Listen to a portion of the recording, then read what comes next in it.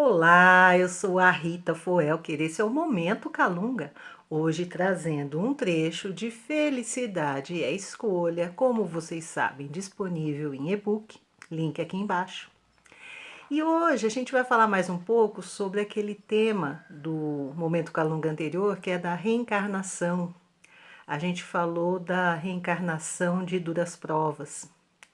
Mas é claro que há muito mais sobre reencarnação para a gente falar, demoraria muito para falar sobre tudo, mas tem uma outra situação que eu creio que forma um certo contraste com aquela que a gente tratou no momento calunga anterior, tá?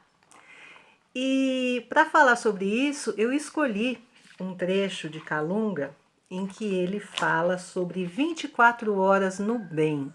O texto é sensacional, mas eu vou buscar um trecho em específico que diz o seguinte: se você quer colher na vida um bem verdadeiro, busque o bem que você tem para entregar à vida, que não é só para as pessoas que te cercam, os animais, a natureza ou os espíritos.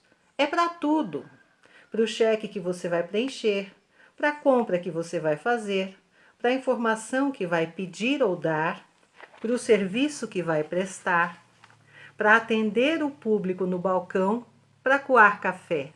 Tudo é gesto digno, tudo merece o melhor de você.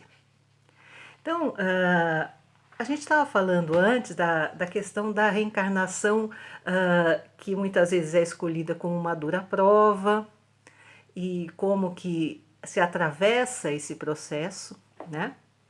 Mas tudo isso é para dizer que a reencarnação não é determinista, ela não é automática, tá? Então vamos tirar da nossa imaginação, muitas vezes até uma imaginação que foi incentivada pela literatura, né, pelas fantasias, de que se antigamente eu mandava queimar gente na fogueira, agora eu tenho que me queimar ou eu tenho que ser queimado, tá? Nada funciona assim na lei universal, tá certo? Então, sempre que nós mudamos, tudo muda, tá? Se o meu sentimento muda, se a minha atitude muda, o modo de eu tratar as situações, o modo de eu me dirigir às pessoas muda, é evidente que tudo a partir daí começa a mudar em torno de mim. Nada é automático, tá? Nesse sentido, a minha mudança tem peso, a minha mudança faz diferença, tá? E então a gente estava falando antes daquela consciência atormentada por uma situação que ela mesma criou, e essa consciência busca uma dura prova. Mas existe um outro caminho. Existe o caminho daquela consciência, né, que percebe o que ela pode fazer a partir de então, e aí então ela escolhe o trabalho no bem. Então eu vou te dar alguns exemplos aqui que são só ilustrativos, tá? Então vamos dizer que antigamente eu era da Inquisição e eu fui responsável, né, por inúmeros assassinatos, pessoas torturadas, queimadas vivas, né? Será que eu tenho que passar por isso hoje? Não.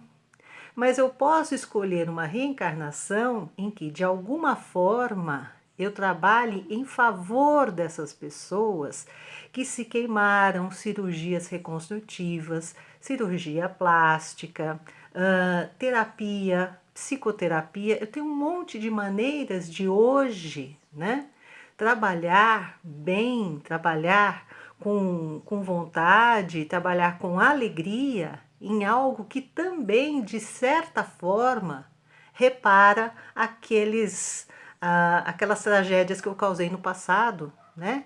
E constroem o quê? Constroem vidas novas, constroem possibilidades novas para as pessoas hoje, tá?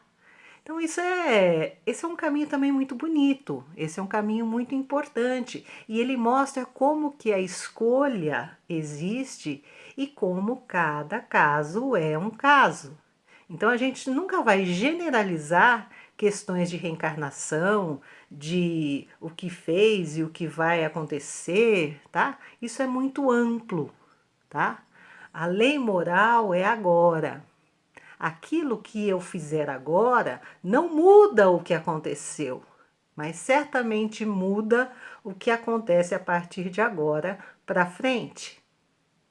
Vamos parar para pensar um pouquinho.